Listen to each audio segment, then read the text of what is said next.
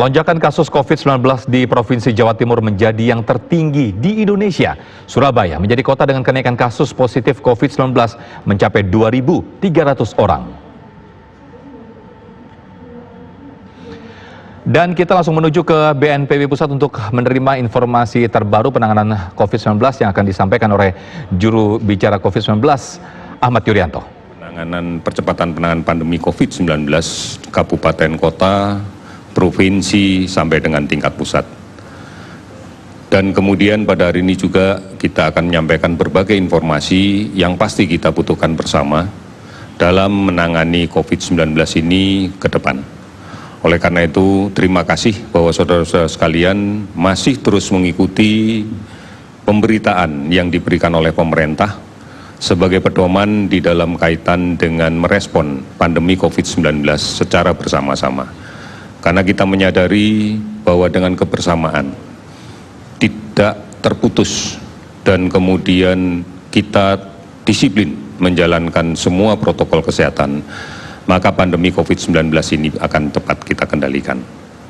Kami bekerja sesuai dengan arahan yang telah diberikan oleh Presiden, diantaranya melaksanakan pemeriksaan dengan secara masif, kemudian kita melakukan penelusuran kasus, tracing secara lebih agresif dengan perawatan yang seoptimal mungkin, termasuk kemudian melaksanakan isolasi dari pasien.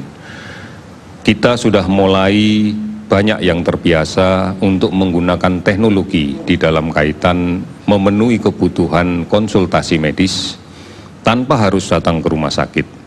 Ini yang kita harapkan bahwa ini menjadi budaya baru untuk kita, dengan melaksanakan konsultasi medis melalui telemedis yang luas.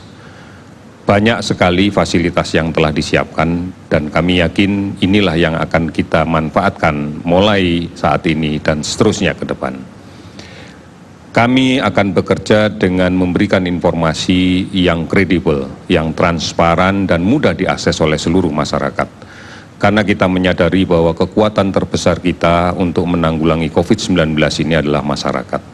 Oleh karena itu, bersinergi bersama pemerintah dan seluruh komponen yang ada di masyarakat adalah menjadi kunci di dalam penanganan COVID-19 ini. Disiplin menjadi sesuatu yang mutlak harus kita laksanakan.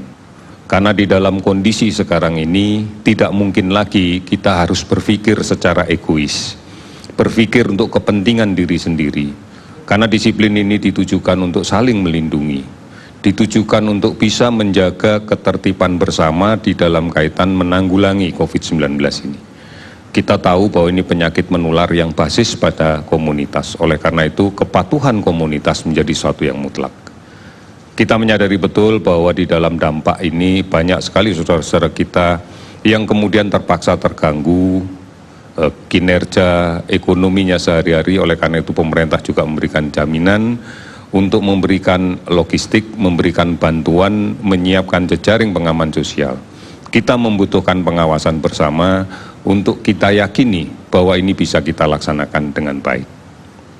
Saudara-saudara, pada hari ini akan kami laporkan juga tentang beberapa kinerja data di bidang kesehatan. Hari ini kami sudah melakukan pemeriksaan spesimen sebanyak 11.361 spesimen.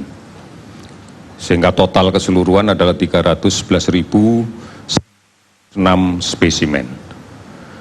Dari pemeriksaan ini kita dapatkan kasus konfirmasi positif naik 557 sehingga menjadi 25.773. Data ini kalau kemudian kita lihat lebih detail lagi, ada 10 provinsi yang hari ini tidak ditemukan kasus positif.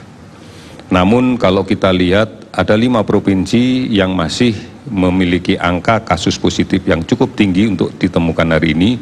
Di antaranya adalah Jawa Timur. Kalau kita bandingkan dengan data kemarin ada cenderung naik. Kemudian DKI meskipun tinggi dibandingkan dengan data kemarin cenderung untuk turun. Namun khusus DKI ini tidak seluruhnya berasal dari wilayah administrasi DKI. Karena kita tahu bersama sebagian besar saudara-saudara kita yang bekerja di luar negeri dan kembali ke tanah air masuknya adalah lewat Bandara Soekarno-Hatta. Sudah menjadi ketentuan pemerintah bahwa mereka harus kita lakukan pemeriksaan, dan beberapa di antaranya mereka positif konfirmasi COVID-19. Hanya memang datanya akan masuk di dalam kelompok Provinsi DKI, namun bukan menggambarkan bahwa ini adalah kondisi administrasi DKI. Kemudian kita masih melihat juga di Sulawesi Selatan masih ada kenaikan dibanding hari kemarin, Kalimantan Tengah juga demikian. Jawa Barat meskipun angkanya masih tinggi, tetapi dibandingkan dengan hari kemarin sudah cenderung untuk turun. Ini menjadi penting untuk kita pahami bersama bahwa adanya kasus positif, masih ditemukannya kasus positif, kita yakini masih terjadi penularan di tengah masyarakat kita. Masih ada orang yang membawa virus dan berada di tengah-tengah kita. Dan masih ada sebagian saudara kita yang rentan tertular. Oleh karena itu, mari sekali lagi kita patuhi untuk menjaga jarak. Kita tidak pernah tahu siapa yang berada di luar yang membawa virus ini. Karena banyak sekali orang dengan membawa virus ini tanpa keluhan apapun. Atau dengan gejala yang kecil sekali sehingga mereka tidak merasa sakit. Oleh karena itu, jaga jarak. Kemudian gunakan masker. Hanya ini yang bisa melindungi kita dari droplet orang-orang di sekitar kita yang membawa virus. Biasakan mencuci tangan dengan menggunakan sabun sesering mungkin, apalagi kalau kita habis menyentuh barang atau benda yang menjadi fasilitas umum. Cuci tangan dengan menggunakan sabun. Air mengalir setidaknya dalam 20 detik. Kemudian perlu dipertimbangkan betul kalau akan memutuskan keluar rumah. Untuk hal-hal yang tidak perlu, untuk hal-hal yang tidak penting, sebaiknya ditahan. Namun apabila terpaksa harus keluar rumah, maka perpendek waktu berada di luar rumah. Dan setelah kembali, ganti maskernya dengan masker yang baru, dan kalau pulang bekerja misalnya, segera ganti baju, mandi, bersihkan diri, baru kita bisa menyentuh keluarga kita. Saat ini kita masih melakukan pemantauan terhadap orang dalam pemantauan sebanyak 47.714 orang. Pasien dalam pengawasan yang masih terus diawasi di seluruh Indonesia jumlah 12.832 orang. Oleh saudara-saudara sekalian, inilah cara yang bisa kita lakukan secara bersama-sama, secara bergotong royong untuk mengatasi permasalahan COVID-19 ini. Kita pasti mampu melakukan apabila kita bersatu, apabila kita melaksanakan secara bersama-sama tidak terputus. Mari kita lindungi siapapun, bukan hanya diri kita, tapi keluarga kita, lingkungan kita, harus kita lindungi bersama-sama. Dengan cara seperti inilah kita akan bisa menyelesaikan permasalahan dengan baik. Oleh karena itu dibutuhkan perubahan perilaku.